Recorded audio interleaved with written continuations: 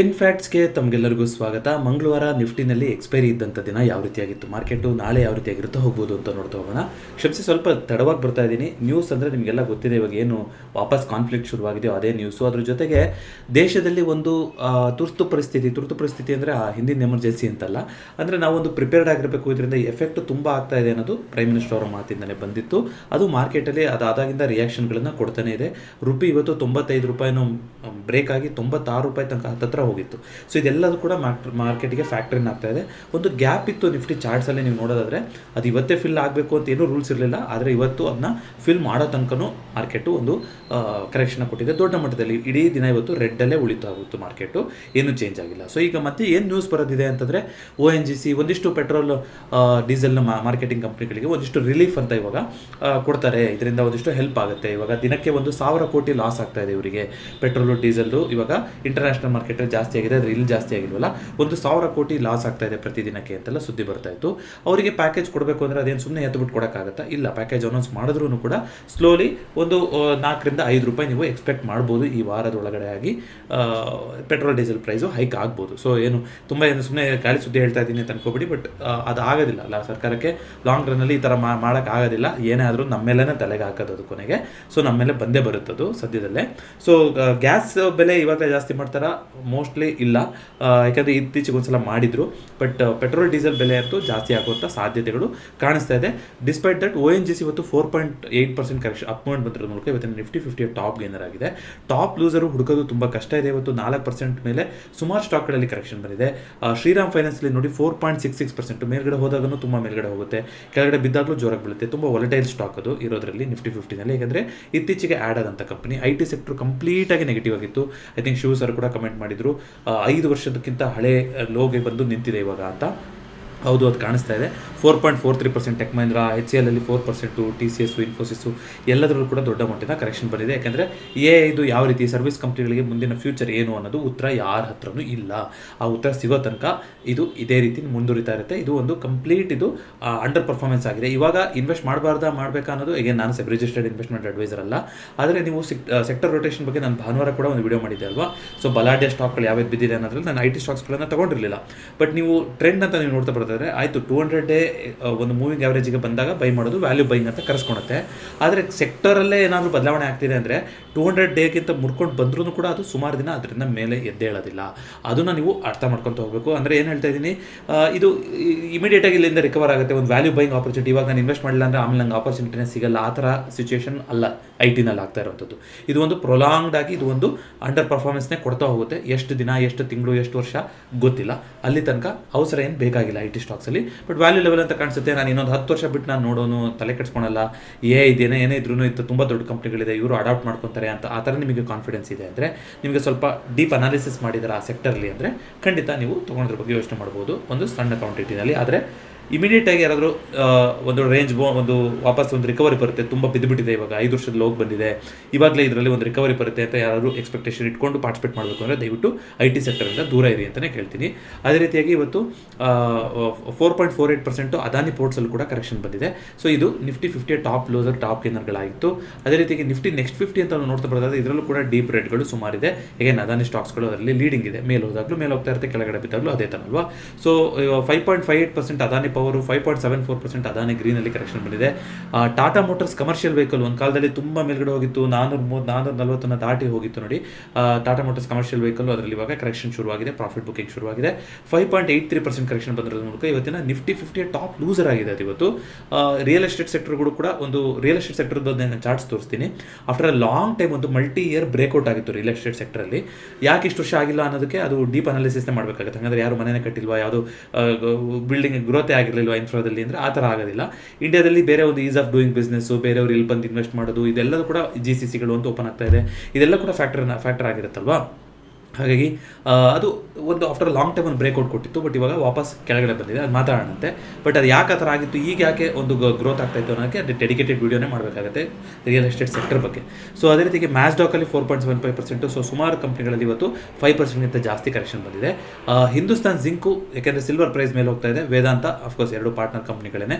So 2.23% ವೇದಾಂತದಲ್ಲಿ amount ಬಂದು ತಿರ್ಗಾ 300 ಮೇಲ್ಗಡೆ ಬಂದಿದೆ. ಅದು ಇವತ್ತಿನ ಟಾಪ್ ಗೇನರ್ ಆಗಿದೆ. ಸೊ ಓವರ್ ಆಲ್ ನಿಫ್ಟಿನಲ್ಲಿ ನೋಡಿ ಚಾರ್ಟ್ಸಲ್ಲಿ ನೀವು ನೋಡಿದ್ರೆ ಸತತವಾಗಿ 4 ದಿನದಿಂದ ದಿನದಿಂದ ಇವಾಗ ನಾವು ಫಾಲ್ ಆಗಿದ್ದೀವಿ 24,500 23,500ಕ್ಕಿಂತಲೂ ಕೆಳಗಡೆ, ಅಂದರೆ 1,000 ಪಾಯಿಂಟ್ಗಳ ಕರೆಕ್ಷನ್ ಆಗೋಗಿದೆ. ಅಫ್ಕೋರ್ಸ್ ಚಾರ್ಟ್ಸಲ್ಲಿ ತೋರಿಸುವಂಥದ್ದು ಇದು as per SEBI rules. Live ಡೇಟಾನ ನಾವು ತೋರಿಸೋಂಗಿಲ್ಲ, ಮಾತಾಡೋಂಗಿಲ್ಲ, ಸಪೋರ್ಟ್ ರೆಸಿಸ್ಟೆನ್ಸ್ ಹೇಳೋಂಗಿಲ್ಲ. ಆದರೆ ನೀವು ಲರ್ನಿಂಗ್ ಪರ್ಪಸ್ಗೋಸ್ಕರ ತೊಗೊತಿರೋದಕ್ಕೋಸ್ಕರ ನಾನು ಹೇಳ್ತಾ ಇದ್ದೀನಿ. ಸೊ ಇದರಿಂದ ಯಾವುದೇ ಟ್ರೇಡಿಂಗ್ ಡಿಸಿಷನ್ನ ಮಾಡುವಂಥದ್ದು ತಪ್ಪಾಗ್ತಾ ಹೋಗುತ್ತೆ. ಇಲ್ಲಿ ಒಂದು ಗ್ಯಾಪ್ ಇದೆ. ಹಿಸ್ಟ್ರಿನಲ್ಲಿ ನೀವು ನೋಡ್ತಾ ಬರೋದಾದರೆ ಗ್ಯಾಪ್ ಅನ್ನೋದು ಒಂದು ಇಂಪಾರ್ಟೆಂಟ್ ಸಪೋರ್ಟ್ ಕೂಡ ಆಗ್ತಾ ಹೋಗುತ್ತೆ, ಅದ ಮೇಲ್ಗಡೆ ಇದ್ದರೆ ರೆಸಿಸ್ಟೆನ್ಸ್ ಕೂಡ ಆಗ್ತಾ ಹೋಗುತ್ತೆ. ಹಾಗಾಗಿ ಇಲ್ಲಿ ಗ್ಯಾಪ್ ಇದೆ ಅಂತ ಮಾತ್ರಕ್ಕೆ ಈ ಗ್ಯಾಪ್ ಫಿಲ್ಲೇ ಆಗಿಬಿಡುತ್ತೆ ಅಂತಲ್ಲ, ಈ ಗ್ಯಾಪಲ್ಲಿ ಎಲ್ಲಿ ಬೇಕಾದರೂ ಮಾರ್ಕೆಟು ಸಪೋರ್ಟ್ ಕೂಡ ತೊಗೊಳ್ಳೋ ಸಾಧ್ಯತೆ ಇರುತ್ತೆ. ಇದು ಎಲ್ಲಿದೆ ಸರ್? ಸುಮಾರು 23,200ರಿಂದ 23,550 ಈ ಪಾಯಿಂಟಲ್ಲಿ ಒಂದು ಈ ಗ್ಯಾಪ್ ಇತ್ತು. ಆ ಗ್ಯಾಪ್ ಒಳಗಡೆ ಕೂಡ ಮಾರ್ಕೆಟ್ ಇವತ್ತು ಎಂಟರ್ ಆಗಿದೆ. ಇಲ್ಲಿ ಎಲ್ಲಿ ಬೇಕಾದ್ರೂ ಒಂದು ಬೌನ್ಸ್ ಆಗ್ಬೋದು. ಬೌನ್ಸ್ ಆಗೋದು ಅಂದರೆ ಏನು ಫುಲ್ ಮೇಲ್ಗಡೆ ಹೋಗುತ್ತೆ ಅಂತಲ್ಲ, ಅಲ್ಲಿ ಹಾಲ್ಟ್ ಆಗ್ಬೋದು. ಯಾರಾದರೂ ಡೈರೆಕ್ಷನಲ್ ಬೆಟ್ ತೊಗೊಂಡಿದ್ರ ಅಂದರೆ ಅದ್ರಲ್ಲಿ ಸುಮ್ಮನೆ ನಿಲ್ತು ಅಂದ್ರೂ ಕೂಡ ನಿಮಗೆ ಏನೊಂದು ಆ ತೀಟಾ ವ್ಯಾಲ್ಯೂ ಆ್ಯಡ್ ಆಗಿ ಊದ್ಕೊಂಡಿರುತ್ತೋ ಅದು ಕರೆಕ್ಟಾಗಿ ಬರುತ್ತೆ. ಅದು ಎಸ್ಪೆಷಲಿ ಎಕ್ಸ್ಪೈರಿ ದಿನಗಳಲ್ಲಿ, ಹಾಗಾಗಿ ಹುಷಾರಾಗಿರಬೇಕು ಅನ್ನೋದು. ಬಟ್ ಇವತ್ತು ಆ ಗ್ಯಾಪ್ ಒಳಗಡೆ ಕೂಡ ಎಂಟ್ರಿ ಆಗಿದೆ ನಿಫ್ಟಿ. ಸೊ ನೋಡೋಣ ಅಂತ ಯಾವ ರೀತಿ ಆಗ್ತಾ ಹೋಗುತ್ತೆ ಅಂತ. ಲಾಂಗ್ ರನ್ನಲ್ಲಿ ಅಂತ ನೀವು ನೋಡೋದಾದರೆ ಏನು ಮಾಡ್ಬೋದು ಆ್ಯಸ್ ಎನ್ ಇನ್ವೆಸ್ಟರ್ ಅಂದರೆ, ನೋಡಿ ಡೈಲಿ ಕ್ಯಾಂಡಲಲ್ಲಿ ಮೂವಿಂಗ್ ಆವರೇಜ್ಗಿಂತ ಕೆಳಗಡೆ ಟ್ರೇಡ್ ಆಗ್ತಾ ಇದೆಯಾ? ಖಂಡಿತ ಕೆಳಗಡೆ ಟ್ರೇಡ್ ಆಗ್ತಾ ಇದೆ. ನೋಡಿ ಇದು 200 ಮೂವಿಂಗ್ ಆವರೇಜ್ ಲೈಲು, ಇದು 100 ಇದು 50 ಡೇದು, 3ಗಿಂತಲೂ ಕೆಳಗಡೆ ಬಂದು ಇವಾಗ ಟ್ರೇಡ್ ಆಗ್ತಾ ಇದೆ. ಅಂದರೆ ಮಾರ್ಕೆಟ್ನಲ್ಲಿ ಡೈಲಿ ಕ್ಯಾಂಡಲಲ್ಲಿ ವೀಕ್ನೆಸ್ನ ತೋರಿಸ್ತಾ ಇದೆ. ಮೂವಿಂಗ್ ಆವರೇಜ್ ಬಗ್ಗೆ ಎಲ್ಲಿದೆ ಡೆಡಿಕೇಟೆಡ್ ವಿಡಿಯೋ, ಟ್ರೇಡ್ ಟೂಲ್ಸ್ ಅಂತ ಒಂದು ಪ್ಲೇ ಲಿಸ್ಟ್ ಇದೆ ಚಾನಲಲ್ಲಿ, ಅದನ್ನು ನೋಡಿದ್ರೆ ನಿಮಗೆ ಸಿಗ್ತಾ ಹೋಗುತ್ತೆ. ವೀಕ್ಲಿ ಕ್ಯಾಂಡಲ್ ನಾವು ನೋಡ್ತಾ ಬರ್ತಾದ್ರೂ ಕೂಡ ನೋಡಿ, ವೀಕ್ಲಿ ಕ್ಯಾಂಡಲ್ ಇವಾಗ 100 ವೀಕ್ಲಿ ಮೂವಿಂಗ್ ಆವರೇಜ್ನ ಬ್ರೇಕ್ ಆಗಿ ಕೆಳಗಡೆ ಬಂದಿದೆ. 15 ಬ್ರೇಕ್ ಆಗಿತ್ತು, 100 ಬೇಕಾಗಿತ್ತು, 200 ಎಲ್ಲಿದೆ ಸರಿ ಸುಮಾರು 22,000. ಹಿಂದೆ ಒಂದ್ಸಲ ಬಂದಿದ್ದಂತಲ್ಲೂ, ಮೊನ್ನೆ ಕೂಡ ಒಂದ್ಸಲ ಹತ್ರ ಬಂದಿತ್ತು, ಅಲ್ಲಿ ಟೆಸ್ಟ್ ಆಗಿದೆ. ಹೋದ ವರ್ಷ ಮಾರ್ಚಲ್ಲಿ ಬಂದಿದ್ದಂತಲ್ಲೂ ಅಲ್ಲಿಗೆ ವಾಪಸ್ಸು 200 ವೀಕ್ ಎಕ್ಸ್ಪೋನೆನ್ಷಿಯಲ್ ಮೂವಿಂಗ್ ಆವರೇಜು ಅಲ್ಲಿ ಬಂದು ಕೂತಿದೆ. So usually long term invest ಆಗಿದ್ದೀರಾ ಅಂದರೆ ನೀವು ವೀಕ್ಲಿ ಕ್ಯಾಂಡಲಲ್ಲಿ 200 EMA ನಿಮಗೆ ಸಿಕ್ತು ಅಂತಂದರೆ ಅದು ಒಂದು ವ್ಯಾಲ್ಯೂ ಬೈಯಿಂಗ್ ಆಗಿರುತ್ತೆ. ಅಲ್ಲಿ ನೀವು ಒಂದು ಕನ್ಸಿಡರ್ ಮಾಡ್ತಾ ಹೋಗ್ಬೋದು ಇನ್ವೆಸ್ಟ್ಗೆ ಮತ್ತೊಂದಕ್ಕೆ ಅಂತ. ಬಟ್ ಇನ್ನೂ ಬಾಕಿ ಇದೆ ಅಂತ ಯಾಕೆ ನಾನು ಹೇಳ್ತಾ ಇದ್ದೀನಿ ಅಂತಂದರೆ, ನೋಡಿ ಇದು ವೆಸ್ಟ್ ಏಷ್ಯಾದ್ದು ಇವಾಗ ಏನಾಗಿದೆ ಇದು ಇಂಪ್ಯಾಕ್ಟು, ಇದೆಲ್ಲ ಇನ್ನೂ ನಮಗೆ ಇನ್ನೂ ಇಂಪ್ಯಾಕ್ಟ್ ಗೊತ್ತಾಗಿಲ್ಲ. ಯಾಕೆಂತಂದರೆ ಇದು ಸರಿ ಹೋಗಿಲ್ಲ. ಇದು ಆಫ್ಕೋರ್ಸ್ ನಮಗೆ ಡೊಮೆಸ್ಟಿಕ್ ಯೂಸಿಗೆ ಏನೂ ಪ್ರಾಬ್ಲಮ್ ಆಗಿಲ್ಲ, ಆದರೆ ರೆಸ್ಟೋರೆಂಟ್ಗಳಲ್ಲಾಗಿರ್ಬೋದು, ಆಟೋಗಳಿಗಾಗಿರ್ಬೋದು LPG ಕೊರತೆ ಆಗಿದೆ, ಕಮರ್ಷಿಯಲಿ LPG ಕೊರತೆ ಆಗಿದೆ. ಬಟ್ ಇದಕ್ಕೆ ಬಿಸ್ನೆಸ್ಗೂ ಕೂಡ ಇಂಪ್ಯಾಕ್ಟ್ ಆಗಿರುತ್ತೆ. ಇದೆಲ್ಲ ಎಲ್ಲಿ ಗೊತ್ತಾಗುತ್ತೆ? ಒಂದು ಕ್ವಾರ್ಟರ್ ಆದಮೇಲೆ ನಮಗೆ ಆ್ಯಕ್ಚುಲ್ ಇಂಪ್ಯಾಕ್ಟು ಕಾಣಿಸ್ತಾ ಹೋಗುತ್ತೆ. ಈಗ Q4 ರಿಸಲ್ಟ್ಸ್ ಬಂದಿದೆಯಲ್ಲ, ಹಾಗಾದರೆ ಏನು ಅಂತ ನೀವು ಹೇಳ್ಬೋದು.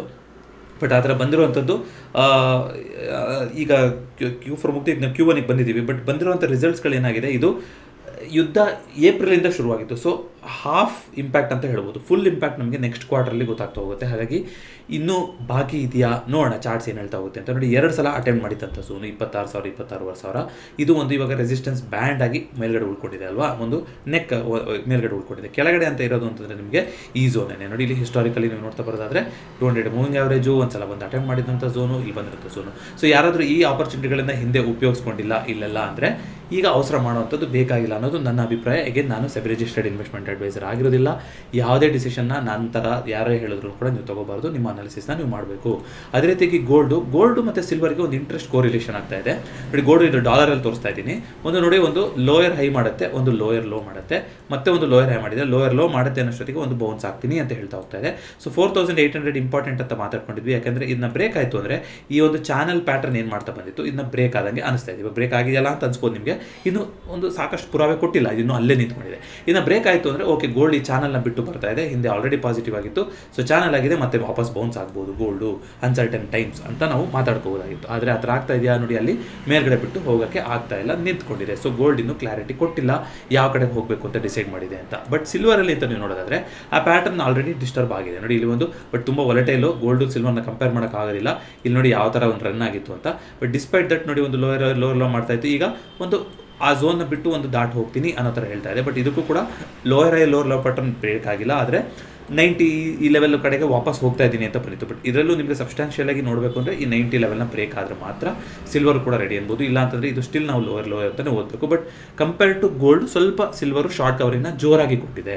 ಆದರೆ ಅದನ್ನು ನಂಬ್ಕೊಂಡು ನಾವು ಹೋಗಬೇಕಾ? ಇಲ್ಲ. ಯಾಕೆ ಇದು ಫಾಲ್ ಆಯಿತು ಅಂದ್ರೂ ಕೂಡ ನೋಡಿ ಇಲ್ಲಿ ದೊಡ್ಡದಾಗಿ ಫಾಲ್ ಆಗುತ್ತೆ. ಎಷ್ಟು ದೊಡ್ಡ ಕ್ಯಾಂಡ್ಲು ಬರುತ್ತೋ ಅದಕ್ಕಿಂತ ದೊಡ್ಡ ಕ್ಯಾಂಡ್ಲು ನೆಗೆಟಿವ್ ಕ್ಯಾಂಡ್ಲ್ಗಳು ಬರ್ತಾ ಹೋಗುತ್ತೆ. ಹಾಗಾಗಿ ಅವಸರ ಮಾಡುವಂಥದ್ದು ಬೇಕಾಗಿಲ್ಲ. ಇನ್ನೂ ಗೋಲ್ಡ್ ಸಿಲ್ವರು ಕೂಡ ಡೈರೆಕ್ಷನ್ನ ಹೇಳಿಲ್ಲ, ಎರಡೂ ಕೂಡ ಅವಸರ ಮಾಡೋದು ಬೇಕಾಗಿಲ್ಲ. ಅದೇ ರೀತಿಯಾಗಿ ಹಾಗಾದರೆ ಏನು ಮಾಡ್ಬೋದು? ಇವಾಗ ಬೆಸ್ಟ್ ಜಸ್ಟ್ ವಾರನ್ ಬಫೆಟ್ ಅವರೇ ಕ್ಯಾಶಲ್ಲಿ ಕೂತಿದ್ದಾರೆ, ನಾವು ಕ್ಯಾಶಲ್ಲಿ ಕೂರೋಕ್ಕಾಗಲ್ವಾ? ಸೊ ಅದೇ ನಾನು ಹೇಳಿದಾಗೆ ನಿಮಗೆ ಒಳ್ಳೆ ಆಪರ್ಚುನಿಟಿ ಬಂದಾಗ ನೀವು ಇನ್ವೆಸ್ಟ್ ಮಾಡಿಲ್ಲ ಅಂದರೆ ಈಗ ತರಾತುರಿನಲ್ಲಿ ಇನ್ವೆಸ್ಟ್ ಮಾಡುವಂಥದ್ದು ಬೇಕಾಗಿಲ್ಲ. ಯಾಕೆಂದರೆ ಹಾಗಂತ ಈಗ ನಾಳೆ ವಾಪಸ್ ಮೇಲ್ಗಡೆ ಹೋಗ್ಬಿಡ್ತು ಅಂತ ಅನ್ಕೋಬೇಡಿ ನೀವು. ನಾನು ಆಗಲೇ ಹೇಳಿದಾಗೆ ಇದು ಇಂಪ್ಯಾಕ್ಟು ಈಗಲೇ ಗೊತ್ತಾಗ್ದಲೇ ಇರ್ಬೋದು ಮಾರ್ಕೆಟಿಗೆ, ಇನ್ನೂ ಸಮಯ ಕೊಟ್ಟು ಮಾರ್ಕೆಟ್ ಇದಕ್ಕೆ ರಿಯಾಕ್ಟ್ ಮಾಡ್ತಾ ಹೋಗ್ಬೋದು. ಹಾಗಾಗಿ ಒಂದೇ ಸಲ ಎಲ್ಲ ಸಿಚುವೇಶನ್ ತಿಳಿಯಾಗಿ ವಾಪಸ್ ಮಾರ್ಕೆಟ್ ಆಲ್ ಟೈಮ್ ಹೋಗೋ ಥರ ಸಿಚುವೇಶನ್ ಕಾಣಿಸ್ತಾ ಇದೆಯಾ? ನನಗಂತೂ ಕಾಣಿಸ್ತಾ ಇಲ್ಲ. ಹಾಗಾಗಿ ಅವಸರ ಬೇಡ. ಅದೇ ರೀತಿಯಾಗಿ ರಿಯಲ್ ಎಸ್ಟೇಟ್ ಸೆಕ್ಟರ್ ಅಂತ ನೀವು ನೋಡೋದಾದರೆ 2007ರಲ್ಲಿ ಮಾಡಿದಂಥ ಹೈನ ಈಗ 2021ರಲ್ಲಿ ಅಟೆಂಡ್ ಮಾಡಿ 2024-25ರಲ್ಲಿ ಅದನ್ನ ಬ್ರೇಕ್ ಮಾಡ್ತಾ ಹೋಗಿತ್ತು. ಸೊ ಒಂದು ಆಫ್ಟರ್ ಅ ಲಾಂಗ್ ಟೈಮ್ ಒಂದು ರೇಂಜಲ್ಲಿ ನಿಂತು ಅದಕ್ಕೆ ಬ್ರೇಕ್ಔಟ್ ಕೊಟ್ಟರೆ ಜನರಲಿ ಪವರ್ಫುಲ್ ಆಗಿರುತ್ತೆ. ಎಷ್ಟು ಪವರ್ಫುಲ್ ಆಗಿರುತ್ತೆ ನೋಡಿ, 10 ವರ್ಷದಿಂದ ಎಷ್ಟು ನಿಂತಿತ್ತೋ ಅಷ್ಟು ಮೂನ ನಿಮಗೆ ಒಂದೇ ವರ್ಷದಲ್ಲಿ ಕೊಡುತ್ತೆ. ಅದಕ್ಕೆ ಹೇಳುವಂಥದ್ದು patience matters, bus stand matters ಅಂತ.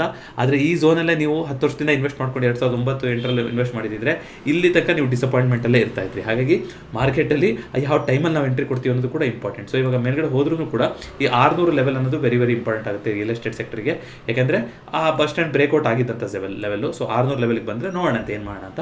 ಬಟ್ ರಿಯಲ್ ಎಸ್ಟೇಟ್ ಬಗ್ಗೆ ಡೆಡಿಕೇಟೆಡ್ ವೀಡಿಯೋ ಬೇಕು ಅಂದರೆ ದಯವಿಟ್ಟು ಕಮೆಂಟ್ ಮಾಡಿ. 10 ವರ್ಷ ನಾವು ಯಾಕೆ ನಿಂತ್ಕೊಂಡ್ವಿ, ಯಾಕೆ ಬ್ರೇಕ್ಔಟ್ ಕೊಡ್ತಾ ಇದೀವಿ, ಇದೆಲ್ಲನೂ ಕೂಡ ಡೀಟೇಲ್ ಆಗಿ ಮಾತಾಡೋಂಥ ಟಾಪಿಕ್ ಅದು. ಅದೇ ರೀತಿಯಾಗಿ ಓವರಾಲ್ ನೋಡ್ತಾ ಬರೋದಾದರೆ ನಿಫ್ಟಿ ಇವತ್ತು 436 ಪಾಯಿಂಟ್ಗಳ ಫಾಲ್ ಆಗಿ 1.83% ಕರೆಕ್ಷನ್ ಬಂದಿದೆ. 23,400 ಕೂಡ ಬ್ರೇಕ್ ಆಗ್ತಾ ಹೋಯಿತು ಸೆಕೆಂಡ್ ಹಾಫಲ್ಲಿ. ಬ್ಯಾಂಕ್ ನಿಫ್ಟಿನಲ್ಲೂ ಕೂಡ 889 ಪಾಯಿಂಟ್ ಫಾಲ್ ಬಂದಿದೆ. 53,500 ಹತ್ತಿರ ಒಂದು ಕ್ಲೋಸಿಂಗ್ ಆಗಿದೆ. ಸೆನ್ಸೆಕ್ಸಲ್ಲಿ 1,400 points correction, 74,550. Mid cap small cap ಇನ್ನೂ ಜೋರಾಗಿ ಬಿದ್ದಿದೆ. ಮಿಡ್ ಕ್ಯಾಪು ಫಿನ್ ನಿಫ್ಟಿ ಇನ್ನೂ ಜೋರಾಗಿ ಬಿದ್ದಿದೆ ನಿಫ್ಟಿ ಕಂಪೇರ್ ಮಾಡಿದ್ರೆ ಇವತ್ತು. ಇಂಡಿಯಾ ವಿಕ್ಸು ತಿರ್ಗಾ 3-4% ಜಾಸ್ತಿಯಾಗಿ 19.28ಕ್ಕೆ ಹೋಗಿದೆ. ಗಿಫ್ಟ್ ನಿಫ್ಟಿ ಸದ್ಯಕ್ಕೆ ಫ್ಲಾಟ್ ಟು ನೆಗೆಟಿವೇ ತೋರಿಸ್ತಾ ಇದೆ. ನೋಡಂತೆ ಕ್ರೂಡು ತಿರ್ಗಾ 111ಕ್ಕೆ ಹೋಗಿದೆ ಇವಾಗ.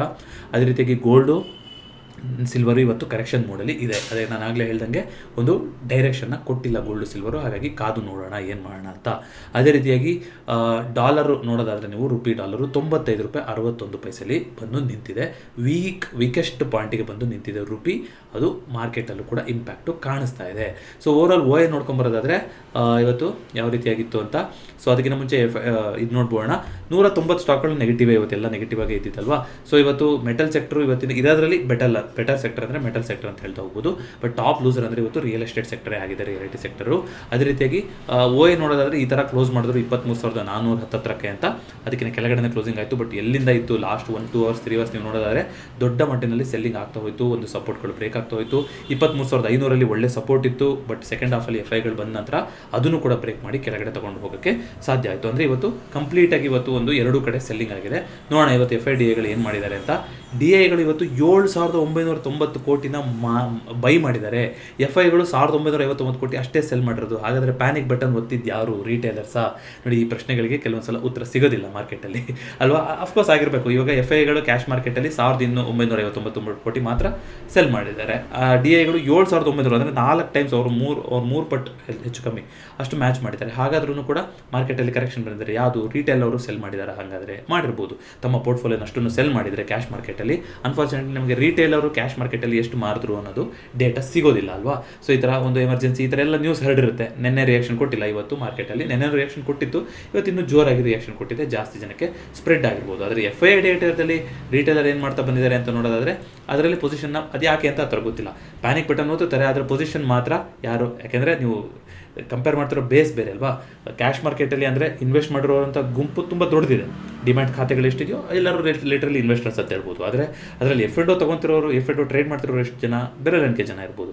ಆ F&O ಟ್ರೇಡರ್ಸ್ಗಳೆಲ್ಲ ನೆನ್ನೆ ಡೇಟಾ ಪ್ರಕಾರ ಬುಲ್ಲಿಶ್ ಆಗಿದ್ರು. ಇವತ್ತು ಯಾವ ರೀತಿ ಆಗಿದೆ ಅನ್ನೋದು ಇನ್ನೂ ಡೇಟಾ ಬಂದಿಲ್ಲ. ನೋಡೋಣಂತೆ. ಡೇಟಾ ಬಂದರೆ ಇಂಟ್ರೆಸ್ಟಿಂಗ್ ಆಗಿರುತ್ತೆ ಅದು. ಸೊ F&Oನಲ್ಲಿ ಇದ್ರೆ ಅಂದರೆ ನೀವು ಈ ಡೇಟಾನ ದಿನ ಇಂಟರ್ಪ್ರೇಟ್ ಮಾಡಲೇಬೇಕು ನೀವು. ಇದೊಂಥರ ನಿಮಗೆ ಕ್ಲೀನ್ ಗೈಡ್ ಅಂದರೆ ಇದೇನೆ. ಏನಾಗ್ತಾ ಇದೆ, ಎಲ್ಲಿಂದ ಎಲ್ಲಿಗೆ ದುಡ್ಡು ಹೋಗ್ತಾ ಇದೆ ಅನ್ನೋದು ಕ್ಲೀನಾಗಿ ಈ ಚಾರ್ಟಲ್ಲಿ ಕಾಣಿಸುತ್ತೆ ಅಂತ ನನಗೆ ಅನಿಸ್ತಾ ಹೋಗುತ್ತೆ. ಸೊ ನೋಡೋಣಂತೆ. IPOಗಳ ಬಗ್ಗೆ ಇವಾಗ ಮಾತಾಡ್ತಿಲ್ಲ ಇರೋದೇ ಬೆಸ್ಟು. ಸೊ ಒಂದಿಷ್ಟು ರಿಸಲ್ಟ್ಸು ಮತ್ತೊಂದು ಅಂತ ನೋಡ್ತಾ ಬರೋದಾದರೆ ಈ ಸ್ಕ್ಯಾಮ್ಗಳದ್ದು ಮತ್ತೆ ಶುರುವಾಗಿದೆ.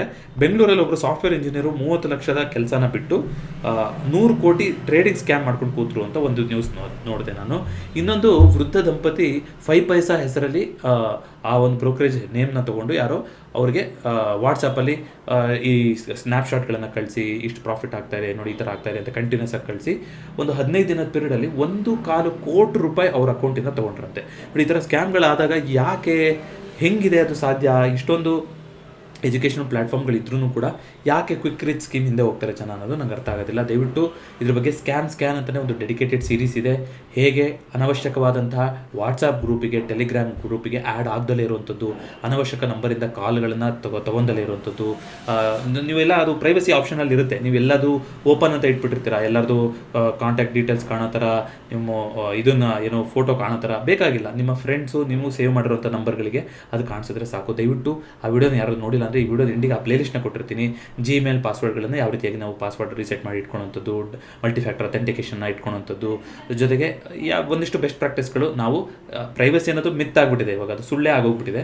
ಎಲ್ಲಿ ಹೋದರೂ ನೀವೊಂದು ಗ್ರಾಸರಿ ಸ್ಟೋರಿಗೆ ನೀವು ಹೋಗಿ ಏನಾದ್ರು ಪರ್ಚೇಸ್ ಮಾಡ್ತೀರಾ ಅಂದ್ರೂ ಕೂಡ ನೀವು ಫೋನ್ ನಂಬರ್ ಕೇಳ್ತಾರೆ. ಬಟ್ ನೀವು ಕೇಳಿದ ಕಡೆ ಎಲ್ಲ ಫೋನ್ ನಂಬರ್ ಕೊಡಬೇಕಾಗಿಲ್ಲ. ಯಾಕೆಂದರೆ ಈ ರೀತಿಯಾಗಿ ನಿಮ್ಮ ಡೇಟಾ ಎಲ್ಲ ಕಡೆ ಅದು ಹರಿದು ಹಂಚು ಹೋಗ್ತಾ ಇರುತ್ತೆ. ಹಾಗಾಗಿ ದಯವಿಟ್ಟು ಆದಷ್ಟು ಫೋನ್ ನಂಬರ್ಗಳನ್ನು ಶೇರ್ ಮಾಡೋದನ್ನು ಕಮ್ಮಿ ಮಾಡ್ಕೊಳ್ಳಿ. ಜೊತೆಗೆ ಈ ಒಂದು ಪ್ರೈವಸಿ ಸೆಟ್ಟಿಂಗ್ಸ್ಗಳನ್ನು ಎನೇಬಲ್ ಮಾಡಿಕೊಂಡ್ರೆ ಅನವಶ್ಯಕವಾದಂತಹ ವಾಟ್ಸಪ್ಪು, ಟೆಲಿಗ್ರಾಮು, ಗ್ರೂಪ್ಗಳಿಗೆ ನೀವು ಸೇರುವಂಥದ್ದು, ಅನ್ನೋನ್ ಲಿಂಕ್ಸ್ಗಳ ಮೇಲೆ ಕ್ಲಿಕ್ ಮಾಡುವಂಥದ್ದು ತಡಿತಾ ಹೋಗ್ಬೋದು. ಜೊತೆಗೆ ಮನೆಯಲ್ಲಿ ಪೇರೆಂಟ್ಸ್ ಇದ್ದಾರೆ ಅಂದರೆ ದಯವಿಟ್ಟು ಇವಾಗ ಗೂಗಲ್ ಪೇ ಈ ಥರ ಪ್ಲ್ಯಾಟ್ಫಾರ್ಮ್ಗಳಲ್ಲಿ ನಿಮಗೆ ಒಂದಿಷ್ಟು ಪೇರೆಂಟ್ ಅಕೌಂಟ್ ಆಪ್ಷನ್ ಅಂತ ಬಂದಿದೆ. ಅಂದರೆ ನೀವೇನು ಮಾಡ್ತೀರಾ, ನೀವೇ ಪ್ರೈಮರಿ ಅಕೌಂಟ್ ಆಗಿರ್ತೀರ, ಮನೆಯಲ್ಲಿ ಮಕ್ಕಳಿರ್ಬೋದು ಅಥವಾ ದೊಡ್ಡವರು ಇರ್ಬೋದು, ಅವರು ಸ್ಕ್ಯಾನ್ ಮಾಡ್ಬೋದು ಎಲ್ಲ ಕಡೆ. ಆದರೆ ಅವರು ಪಿನ್ನ ಹೊಡೆಯೋಕ್ಕಿರೋದಿಲ್ಲ, ಅದು ನಿಮಗೆ ಬರುತ್ತೆ ಅಪ್ರೂವಲ್ಗೆ, ನೀವು ಕಳಿಸ್ತಾ ಹೋಗ್ಬೋದು. ಆ ಆಪ್ಷನ್ಗಳನ್ನು ದಯವಿಟ್ಟು ಚೆಕ್ಔಟ್ ಮಾಡಿರೋದ್ರು ಮಾಡಿಲ್ಲ ಅಂದರೆ. ಸೊ ಈ ಥರ ಜೊತೆಗೆ ಪೇರೆಂಟ್ಸು ಅಷ್ಟೊಂದು ಅವ್ರಿಗೆ ಗೊತ್ತಾಗೋದಿಲ್ಲ ಅಂದರೆ ಅವ್ರ ಅಕೌಂಟಲ್ಲಿ ದಯವಿಟ್ಟು ಜಾಸ್ತಿ UPI ಯಾವ್ದು ಎನೇಬಲ್ ಮಾಡ್ಕೊಟ್ಟಿದ್ರು ಆ ಅಕೌಂಟಲ್ಲಿ ಜಾಸ್ತಿ ದುಡ್ಡು ನೀಡಬೇಡಿ. ಯಾವ ಅಕೌಂಟಲ್ಲಿ ಜಾಸ್ತಿ ದುಡ್ಡು ಇಟ್ಟಿರ್ತಾರೋ ಅಲ್ಲಿ UPI ಎನೇಬಲ್ ಮಾಡ್ಕೊಬೇಡಿ. ಈ ಥರದ್ದು ಒಂದಿಷ್ಟು ನಾವು ಎಚ್ಚರಿಕೆಯಿಂದ ಇರಬೇಕಾಗ್ತಾ ಹೋಗುತ್ತೆ. ಮೆಸೇಜ್ಗಳನ್ನು ಚೆಕ್ ಮಾಡುವಂಥದ್ದು, ಅವ್ರಿಗೆ ಅದ್ರ ಬಗ್ಗೆ ತಿಳುವಳಿಕೆ ಕೊಡಿಸುವಂಥದ್ದು, ಇದೆಲ್ಲ ವೆರಿ ವೆರಿ ಇಂಪಾರ್ಟೆಂಟ್ ಆಗ್ತಾ ಹೋಗುತ್ತೆ. ದಯವಿಟ್ಟು ಈ ಥರ ಸ್ಕ್ಯಾಮ್ಗಳಲ್ಲಿ ದಯವಿಟ್ಟು ಯಾರೂ ಕೂಡ ಇನ್ವಾಲ್ವ್ ಆಗಿ ಅದರಲ್ಲಿ ನಿಮ್ಮ ದುಡ್ಡನ್ನು ಕಳ್ಕೊಬಿಡಿ ಅಂತ ಕೇಳ್ಕೊತೀನಿ. ಮತ್ತೊಂದು ಫಿನ್ಫ್ಯಾಕ್ಟ್ಸ್ನೊಂದಿಗೆ ಭೇಟಿಯಾಗೋಣ. 2026 ನಮ್ಮ ಚಾನಲ್ ಮಿಷನ್ ನಿಮ್ಮೆಲ್ಲರಿಗೂ ಗೊತ್ತಿದೆ, ಇನ್ವೆಸ್ಟ್ ವಿತ್ ಇಂಟೆಂಟ್. ಹೂಡಿಕೆ ಒಂದು ಗುರಿ ಜೊತೆ ಇರಲಿ, ಜೊತೆಗೆ ಸರಿಯಾದ ಸಮಯದಲ್ಲೂ ಕೂಡ ಹೂಡಿಕೆ ಆಗಬೇಕು. ಅದ್ರ ಬಗ್ಗೆನೂ ಡೆಡಿಕೇಟೆಡ್ ವಿಡಿಯೋ, ಸರಿಯಾದ ಸಮಯದಲ್ಲಿ ಮಾರ್ಕೆಟ್ನಲ್ಲಿ ಹೂಡಿಕೆ ಮಾಡೋದು ಹೇಗೆ, ಹಣನ ವಿಡ್ರಾ ಮಾಡೋದು ಹೇಗೆ ಅನ್ನೋದನ್ನು ಕೂಡ ಒಂದು ವಿಡಿಯೋ ಮಾಡಿದ್ದೀನಿ. ಪ್ರೀಮಿಯರ್ ಅಂತ ಒಂದು ಪ್ಲೇಲಿಸ್ಟ್ ಇದೆ, ಅದರಲ್ಲಿ ಸಿಗ್ತಾ ಹೋಗುತ್ತೆ. ಈ ವಿಡಿಯೋ ಇಷ್ಟ ಆಗುತ್ತೆ ದಯವಿಟ್ಟು ವಿಡಿಯೋನ ಲೈಕ್ ಮಾಡಿ, ಹಾಗೂ ಚಾನಲ್ಗೆ ಸಬ್ಸ್ಕ್ರೈಬ್ ಮಾಡಿ. ನಿಮ್ಮ ಅನಿಸಿಕೆ, ಅಭಿಪ್ರಾಯ ಏನೇ ಇದ್ರೂ ಕೂಡ ಕಮೆಂಟ್ ಮಾಡಿ. ಮತ್ತೊಮ್ಮೆ ಸಿಗೋಣ. ಎಲ್ರಿಗೂ ನಮಸ್ಕಾರ.